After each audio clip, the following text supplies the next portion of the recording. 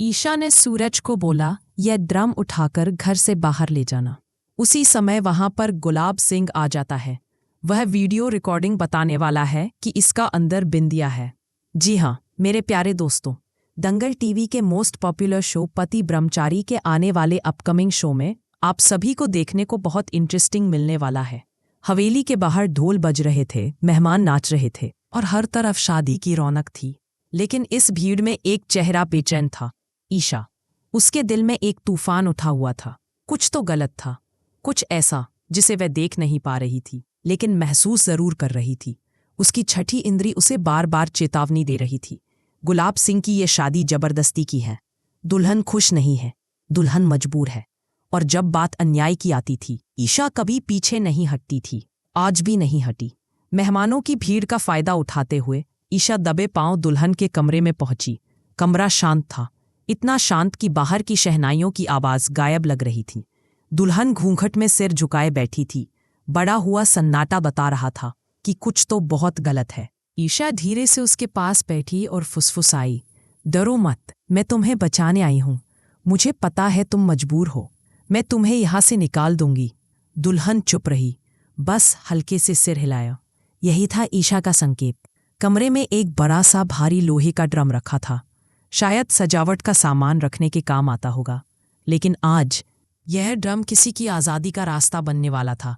ईशा ने दुल्हन को सहारा दिया और सावधानी से उसे ड्रम के अंदर छिपा दिया। ऊपर ढक्कन लगाते हुए उसने थोड़ी जगह छोड़ी ताकि दुल्हन सांस ले सके। अब अगली मुश्किल, इतना भारी ड्रम बाहर कौन ले जाएगा? उसी समय ईशा को एक ही नाम सूझा, सूरज। लेकिन सूरज नियमों का पक्का था। अगर उसे पता चलता कि दुल्हन अंदर है, वह कभी मदद नहीं करेगा। ईशा ने तुरंत सूरज को आवाज दी। सूरज आया और ड्रम देखकर रुक गया। उसकी भौहें हल्की उठी। ईशा, ये भारी ड्रम यहाँ क्यों रखा है और तुम इतनी घबरा क्यों रही हो? ईशा का दिल जोर जोर से धड़कने लगा, लेकिन चेहरा शांत दिखाया। अरे, इसमें शादी के फालतू सामान है, इसे बाहर रख दो, जगह कम पड़ रही है। सूरज ने ड्रम को उठाने के लिए झुकते ही अचानक अंदर से पायल की आवाज। सूरज जम गया। कमरे में सन्नाटा छा गया। ईशा का चेहरा सफेद पड़ गया। सूरज ने धीरे से ड्रम नीचे रखा और पूछा, ईशा सच बोलो, अंदर कौन है? ईशा ने मजबूरी में झूठ बोला, पुराने बर्तन हैं, सजावट की घंटियां बज रही होंगी।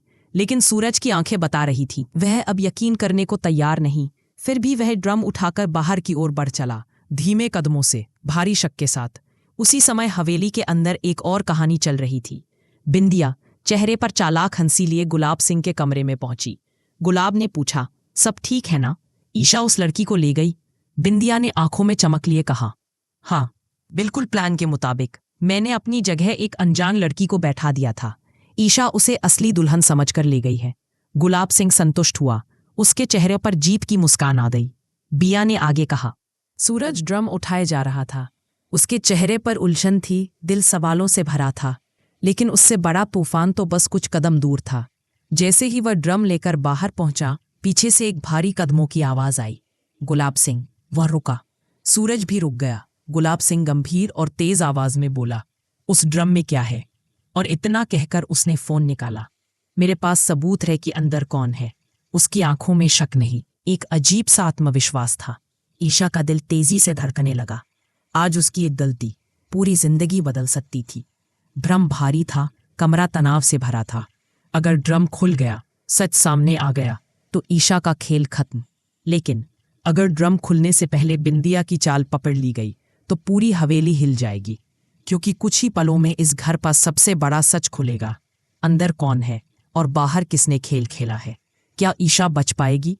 क्या सूरज सच जानेगा? क्या गुलाब सिंह रुक जाएगा? या बिंदी? जिसे सूरज और ईशा की जोड़ी सबसे प्यारी लगती है, वो कमेंट में लिखो #सूरज ईशा फॉरएवर। अगर आपको भी लगता है कि ईशा और सूरज साथ हो तो हर तूफान छोटा पड़ जाता है, तो कमेंट में लिखो परफेक्ट जोड़ी।